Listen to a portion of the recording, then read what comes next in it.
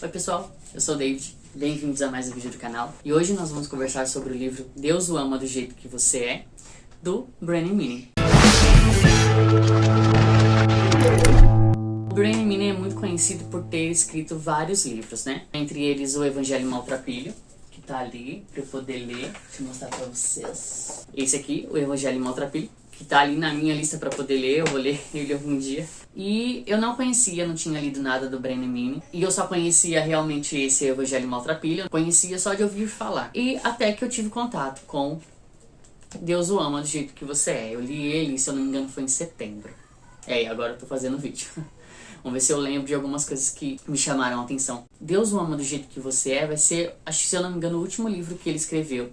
Ele escreveu na companhia de uma pessoa, né? Ele já estava muito idoso quando ele falou, quando ele escreveu esse livro. A outra pessoa que é a autora do livro, que é o John Blaze, o Brennan Manning falava, né? E esse John escrevia, porque o Brennan Manning já estava muito velhinho, então ele estava sendo cuidado nessa época. Pra quem não sabe, o Brennan Manning já morreu, se eu não me engano ele morreu em 2016. E aí ele deixou esse último livro como um livro de memórias, é um livro biográfico. Então o Brennan Manning vai contar a história dele desde quando ele nasceu até a sua morte. Quem vai contar vai ser o John. Primeiro eu vou falar da minha experiência com o livro, tá?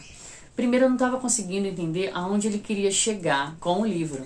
Porque você vai tendo a história dele, né? Então ele não vai falar como se fosse uma pregação ou te dar os motivos porque Deus o ama do jeito que você é. E aí o livro tá dividido em duas partes, né? Então nessa parte 1 a gente vai ter muita história dele. Como era o relacionamento dele com os pais, como ele decidiu ser padre, como ele decidiu largar a batina, né? Quebrar os votos com o catolicismo, enfim. Depois a gente tem o casamento dele, que não foi muito bom. A gente vai ver o encontro dele com o Evangelho. E aí a gente vê o final da vida dele, né? Então essa primeira parte é só a história dele. As marcas que ele teve, como foi lidar com as rejeições, com a mãe, com o pai. Essa primeira parte pode ser muito enfadonha, porque a gente vai, né?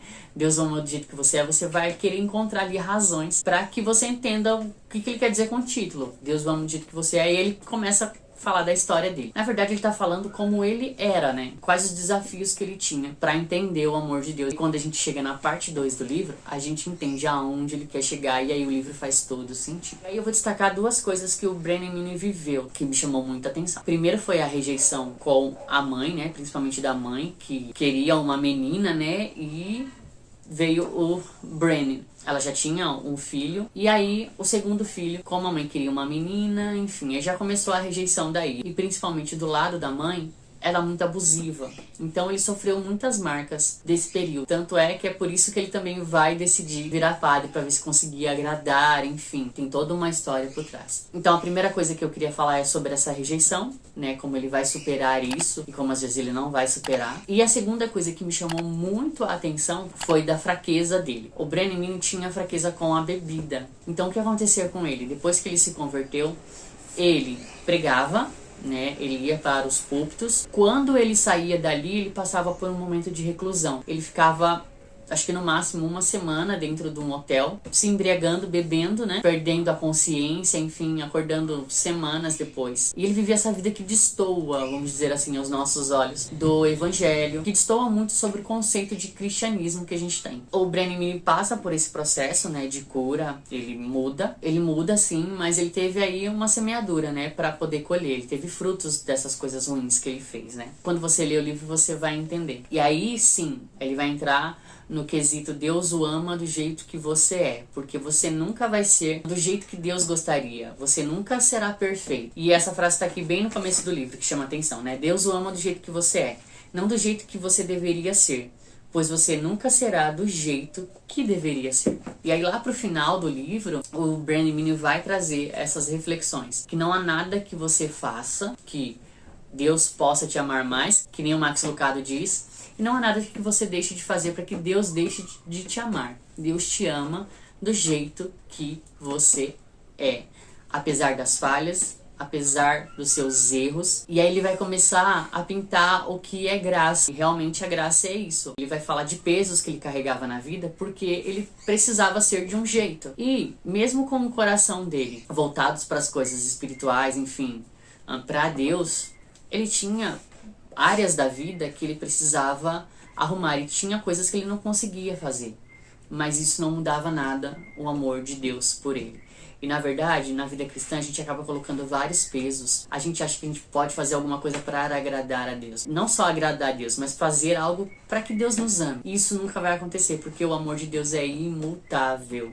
Ele não muda. E aí tem uma parte final desse livro que é muito legal. Ele vai falar assim que a gente não consegue compreender o amor de Deus. O amor do Abba é incompreensível. E aí isso quebra muito os meus pré-julgamentos, né? Por exemplo, a questão dele, né? Essa questão da bebida, enfim. No meu conceito, e até para o cristianismo, que o Brené Minnie vivia, né? Essa vida dupla, ele não era cristão.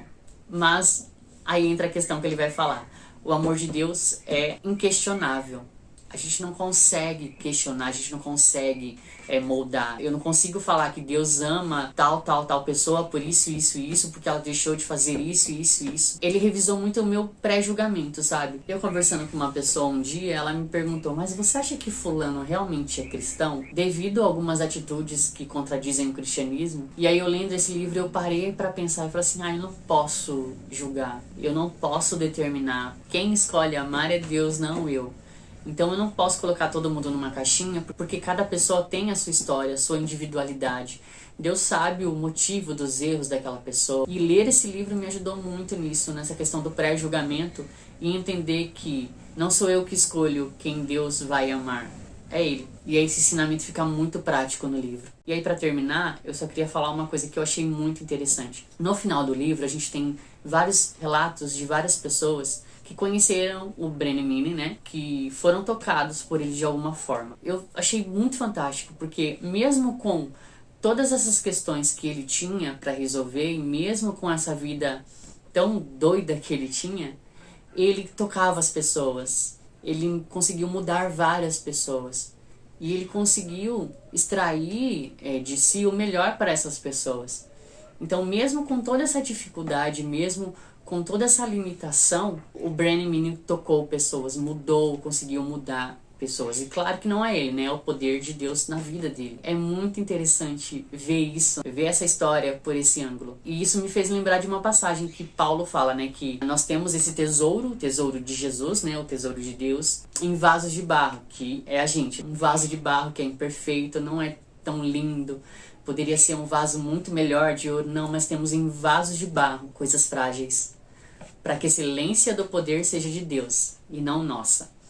E essa história do Brené Minnie é isso.